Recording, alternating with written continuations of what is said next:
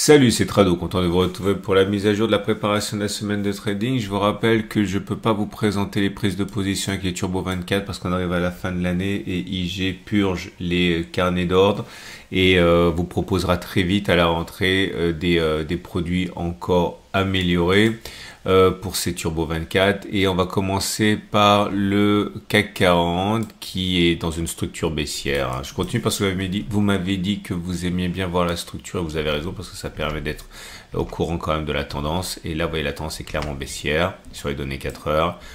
Ceux qui ont un biais haussier peuvent envisager d'intervenir sur la zone des 72,40, 71,80 qui est une zone de support H4, mais comme on est dans une tendance qui est baissière, je pense qu'il est plus prudent d'attendre un éventuel retour sur la zone de support orange, ici des 71,80, 71,00, parce que c'est un support journalier. Ceux qui ont un biais baissier, par contre, peuvent intervenir dans la zone des 73,25, 73,00, en ce sens que c'est une résistance.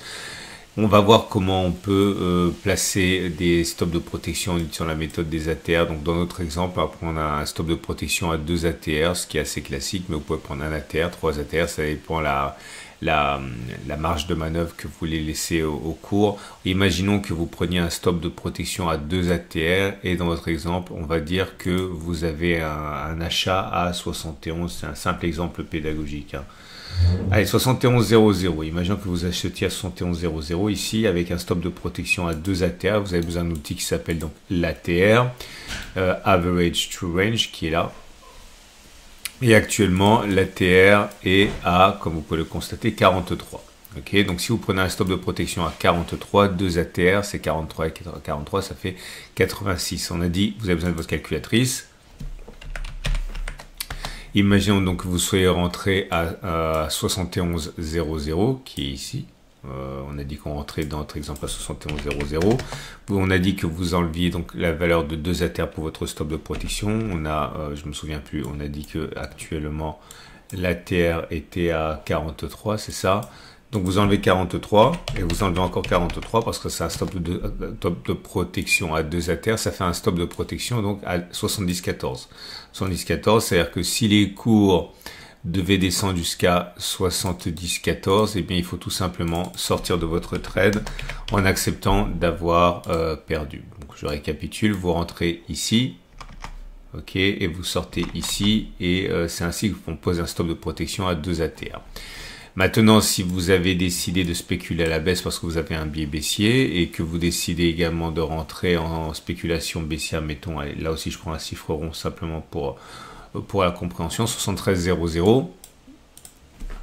Et imaginons encore que vous voulez laisser peu de marge de manœuvre à votre trade, donc que vous preniez un stop de protection à un seul ATR, donc vous prenez 73,00 et vous ajoutez la valeur d'un seul ATR qui est 43. Ça fait un stop de protection à 73,43. Donc votre stop de protection, il est là. Et vous êtes rentré à la baisse ici à 73,00, j'ai dit. Oui, c'est ça, là, voilà. Et ainsi, vous pouvez garantir un minimum de sécurité dans votre trade en ayant un stop de protection déjà établi. Je vous montre simplement pour avoir une idée les bougies Aiki-Nashi. Comme vous pouvez le voir, les bougies Aiki-Nashi sont plutôt favorables puisque c'est vert. Maintenant, c'est pas très haussier non plus parce que vous avez des bougies vertes, certes, mais avec mèche haute, mèche basse, petit corps. C'est pas très haussier, c'est pas aussi haussier que des grands corps verts comme ça sans mèche basse, mais bon, c'est plus haussier que baissier. Pour terminer, je vous montre le sentiment client. Et le sentiment client pour le CAC 40 au moment où je parle est 67% acheteur. Voilà. On va passer maintenant aux autres marchés, à commencer par le DAX 40. Le DAX 40 qui est dans une structure baissière également. Si vous avez un biais baissier, vous avez 20, 100, 19, 980 stop de protection. Bon, on l'a dit, hein, un ATR, 2 ATR ou 3 ATR au-dessus, hein, ou même plus. Hein. Si vous avez un biais acheteur, solution acheté à 19 660, 19 630 par là. Le problème, c'est que c'est un support sur des données H4 qui sont baissières, donc c'est quand même voué à être fragilisé. Hein. Plus solide serait la zone de support des 19 250, 18 800, qui est une zone de support journalière. Les marchés américains, le SP500 pour débuter est dans une dynamique neutre, puisque vous avez des creux qui sont baissiers mais des pics qui sont haussiers. Donc on était baissier, maintenant on est simplement neutre. La zone 59,20, 57,95 est zone de support, donc éventuellement zone d'achat. Si vous avez un biais baissier, c'est plutôt 61,05, 60,66 qui pourrait vous intéresser. Pour le Nasdaq, l'US Texan, vous avez également une structure baissière. On arrive d'ailleurs sur une zone de résistance qui pourrait vous intéresser, 21,414, 21,310. Autre zone de résistance, si vous êtes passé en la zone des 22,120, 21,730. Pour la zone d'achat la plus proche, c'est 20,715, 20,300.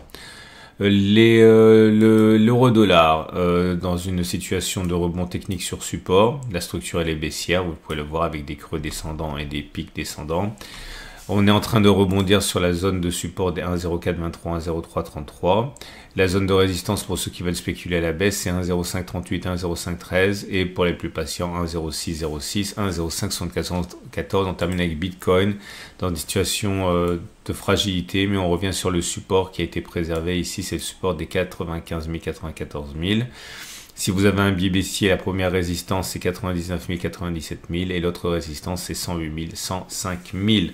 Voilà, je vous souhaite une excellente semaine. Je vous souhaite également d'excellentes fêtes de fin d'année, en particulier de très bonnes fêtes de Noël.